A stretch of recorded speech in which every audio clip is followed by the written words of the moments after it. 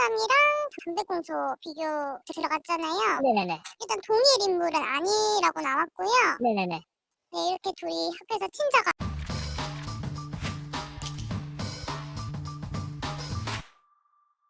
시청자 여러분 안녕하세요. 이진호입니다. 대한민국 국가대표 전 야구팀 감독이었던 류중일 감독의 가정사, 류중일 감독의 아들과 전 며느리의 소송전으로 인해 대한민국 사회가 뜨겁게 달아올랐습니다. 그 내용을 간단히 정리하면 이렇습니다. 서울의 한 예술고에 재직 중이던 여교사 A씨가 고3 제자와 함께 호텔에 투숙했다는 사실이 드러났습니다. 그것도 한 살 배기 아들과 함께 말입니다. 이로 인해서 전남편 류씨는 전처 A씨를 상대로 아동학대 혐의로 고소를 진행했는데요. 경찰과 검찰 조사 끝에 결론은 증거 불충분, 무혐의가 나왔습니다. 저는 앞서 이 내용을 다루면서 류중일 전 감독이 이 내용을 공론화하는 과정에서 전 며느리로부터 피소를 당했다는 소식을 전해드린 바가 있습니다. 오늘 방송에서는 그간 알려지지 않았던 속사정에 대해서 추가로 전해드리고자 합니다. 전 남편 류 씨가 맞소송을 당하면서 직장을 잃었어요. 류 씨는 현재 어떻게 지내고 있나요? 류중일 감독의 아들인 류 씨는 전처와의 갈등 이후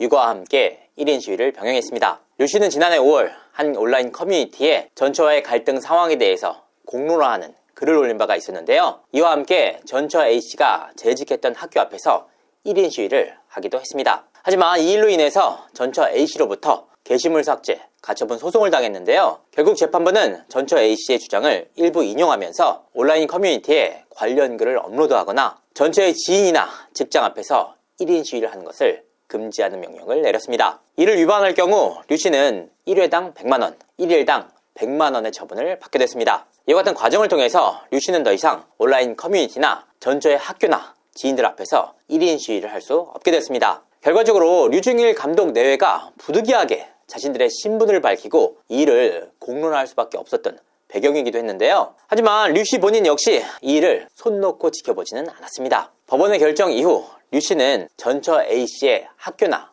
지인 앞이 아닌 대구의 예술고등학교를 찾아다니면서 1인 시위를 이어가고 있습니다. 심지어 한파가 몰아닥친 26일에도 1인 시위를 계속해서 이어나가고 있었는데요. 아내의 직장이나 지인들 앞에서 1인 시위를 할 수 없기에 부득이하게 내린 결정이었습니다. 결과적으로 전처의 아동학대 혐의에 대해서 검찰이 내린 불기소 결정에 대한 반발이자 공론화 차원이었습니다. 전처 측은 이번 사태에 대해 어떤 입장인가요? 네, 그렇습니다. 전처 측의 입장 역시 충실하게 다뤄줘야 합니다. 사실 이번 사태가 공론화된 이후 양측의 입장은 극과 극으로 갈렸습니다. 먼저 여교사 A씨의 입장에서도 고3 제자와 함께 호텔에 투숙했던 이유가 분명하게 있었습니다. 먼저 이번 사태가 최초로 공론화됐을 당시 전처 측은 고3 제자와 함께 호텔에 투숙하지 않았다는 주장을 펼쳤습니다. 남학생 측 역시 호텔에 짐만 들어주러 갔을 뿐 잠자리를 함께하지 않았다라고 반박을 했습니다. 이들의 주장을 정리하면 이렇습니다. 여교사인 A씨는 고3 제자를 위해서 호텔 프런트에서 응시원서를 인쇄하고 남학생은 함께 동행해서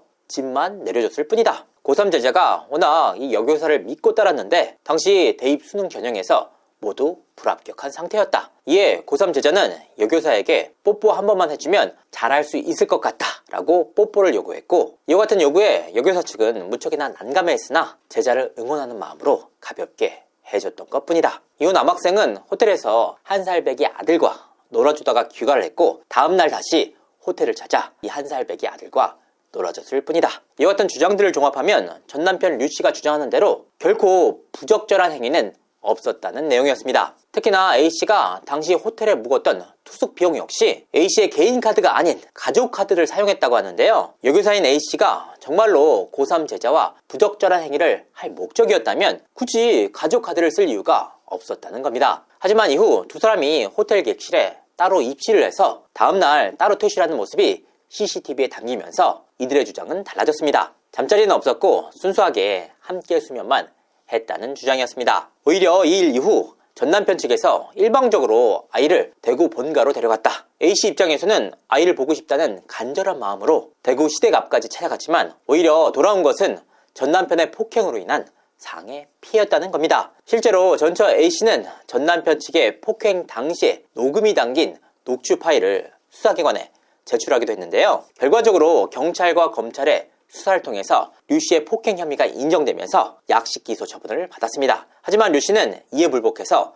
정식 재판을 청구해 재판을 이어가는 상황입니다. 전처가 입었던 교복에서 남성의 체액이 검출됐다고 하는데 DNA가 확보된 건가요? 네, 그렇습니다. 오늘 방송을 통해서 이 부분을 단독으로 전해드리고자 합니다. 앞서 언론 등을 통해서 전처가 입었던 이 교복에서 남성의 정액, 즉 남성의 DNA가 검출된 것으로 밝혀졌는데요. 문제는 해당 교복에서 남성의 정액, 즉 남성의 DNA만 발견된 것이 아니었습니다. 여성의 체액 역시 이 교복에서 검출이 됐는데요. 그러니까 해당 교복에서 남성의 정액뿐만 아니라 여성의 체액까지 함께 검출됐던 겁니다. 이에 따라서 전 남편 류 씨는 증거를 확보하기 위해서 총력전을 펼쳤습니다. 먼저 아내의 칫솔 등을 통해서 확보한 DNA를 통해서 교복에서 나온 여성의 체액과 아내의 칫솔에서 나온 DNA를 대조해 분석을 의뢰했습니다. 분석 결과 동일한 인물로부터 나온 DNA라는 것이 확인이 됐습니다. 즉, 교복에서 나온 DNA가 아내의 것과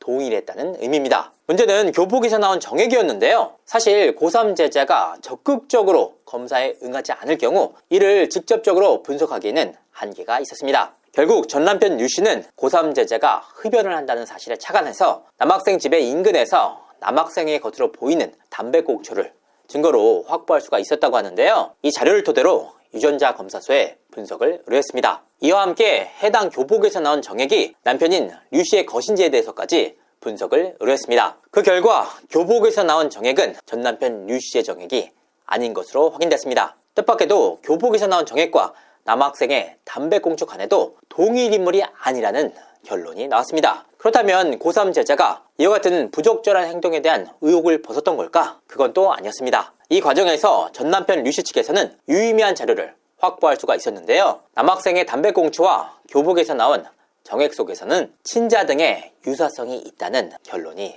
나왔던 겁니다. 네. 그 오전에 제가 통보 드렸는데 네네네. 혹시나 싶어서 농도 조금 더 높여갖고 진행했는데 수출 유전자 차이가 나왔어요. 네네네. 상간남이랑 담배꽁초 비교 들어갔잖아요. 네네네. 일단 동일 인물은 아니라고 나왔고요. 네네네. 네, 이렇게 둘이 학교에서 친자가 맞다라고 나오셨어요.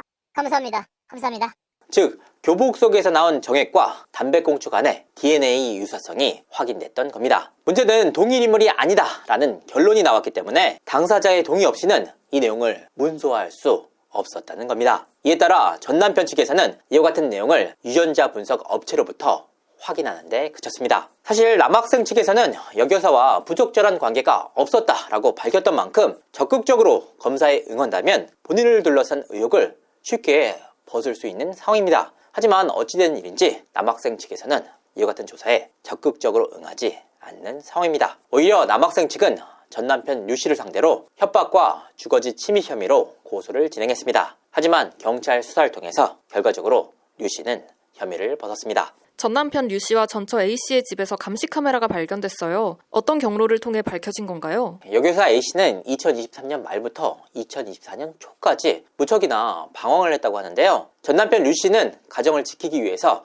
육아를 전담하는 한편 아내의 마음을 돌리기 위해서 최선을 다했다고 합니다. 하지만 이후 아내의 부적절한 행위가 있었다는 사실을 인지하게 되면서 교복에서 나온 DNA 검사 의뢰를 위해서 자료 확보에 총력을 다했습니다. 이 과정 속에서 교복에서 나온 여성의 체액과 아내의 DNA가 일치하는지 확인하기 위해서 아내의 칫솔 등의 자료를 확보하기 위해서 노력을 기울였는데요. 집에서 아내의 칫솔을 찾는 과정에서 평소 못 보던 상자를 발견했다고 합니다. 뭔지 싶어서 해당 상자를 확인해보니 그 안에는 감시 카메라가 들어있었다고 하는데요. 심지어 SD카드가 꽂혀있는 상태였다고 합니다. 해당 SD카드를 확인해보니 영상 속에는 처남으로 보이는 인물과 장인어른의 회사에 재직하는 인물로 보이는 남성 한 명의 모습이 함께 담겨 있었다고 합니다. 이로 인해 류 씨는 정말 큰 충격을 받았다고 하는데요. 하지만 이후 류 씨가 마주한 현실은 너무나도 가혹했습니다. 오히려 전처 A 씨가 류 씨를 상대로 재물손괴 혐의로